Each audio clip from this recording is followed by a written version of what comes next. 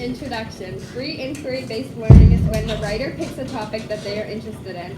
They will then think of questions about or relating to their topic. After making sure the source is reliable, the writer will provide a quotation answering their previous asked answer. The quotation will start forming new questions, so the pattern will continue. I chose to research prairie dogs because I was in awe of them at the zoo.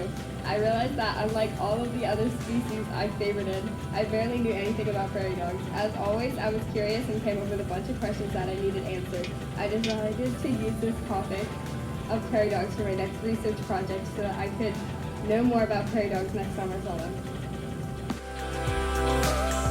First thread, Tier 1 question. The question I decided to start my research with was as follows. Are there different species or different kinds of prairie dogs? This was the question I started my research with because one day while I was researching pictures of prairie dogs, I realized that there were different kinds of prairie dogs.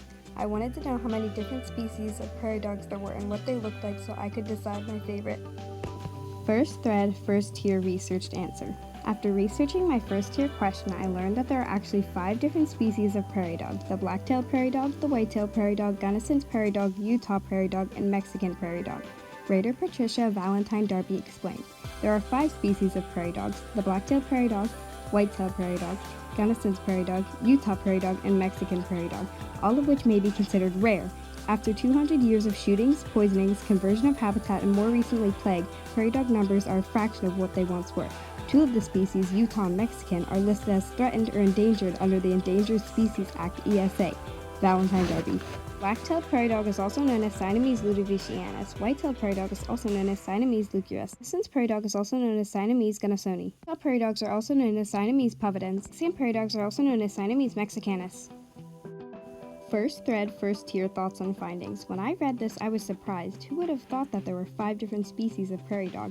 I always thought there were 2 at most. This information does make me want to learn more about the similarities and differences between each species.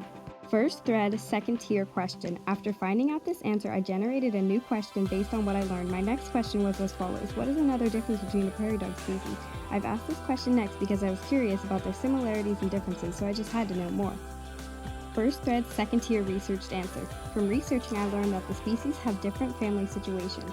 A quote from the website is, Mexican and black-tailed prairie dog families are called coteries, which are more tightly knit than the clans of Utah, Gunnisons, and white-tailed prairie dogs. These family groups live in separate wards within the town. Facts.net. First thread, second tier thoughts on findings. After reading this information, I was satisfied. It not only showed a similarity and a difference between some of the species of prairie dogs, but it was interesting too. Second thread, first tier question. The next thread I explored started with the question, what types of food do prairie dogs eat and how do they drink? I started this thread with this question because I wanted to know if prairie dogs were herbivores, omnivores, or carnivores, and I thought it'd be cool just to know what they eat on a daily basis. Second thread, first tier research answer. What I discovered through my research is that a prairie dog's diet consists of grass, herbs, and occasional insects. The plants give them enough water and they are herbivores.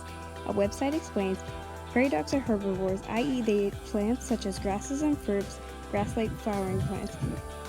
Prairie dogs also occasionally eat insects that they find above ground. They do not drink because they get all the water they need from the plants, grasses, wheatgrass, sand, dropseed, fescue, blue grama, buffalo grass, and needle-leaf sedge, forbs, scarlet globemallow, and threadleaf sedge. Prairie dog pals.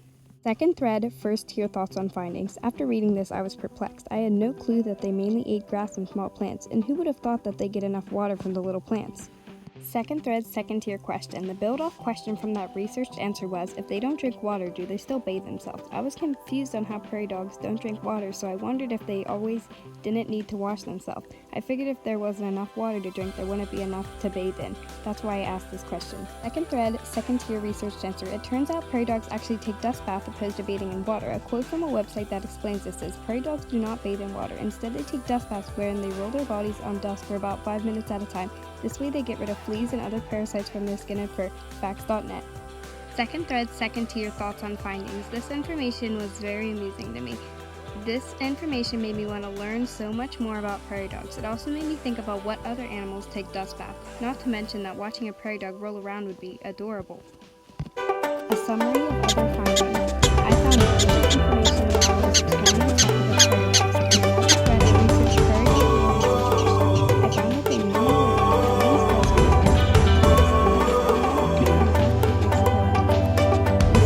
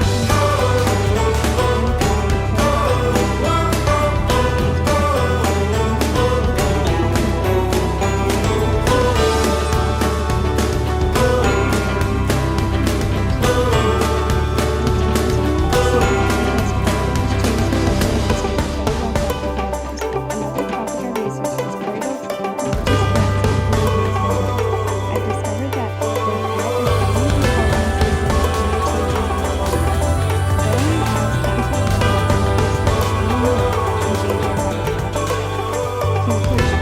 Altogether with this research project, I've learned many things. I not only knew the basic facts of paradox, but I also learned how to research them. I've also learned that questions are continuous. What I mean by that is that the more questions are asked and answered, more questions will come to mind that we've never been previously asked. That isn't the only thing I've learned though. I also learned how to collect research information and resources in an organized way with math. Furthermore, I've been educated on how to create in-text and out-of-text citations with works cited people in real life and in trustworthy. It's extraordinarily important to have works cited people because it is perhaps the key to public information. And last but not least, my works cited slide.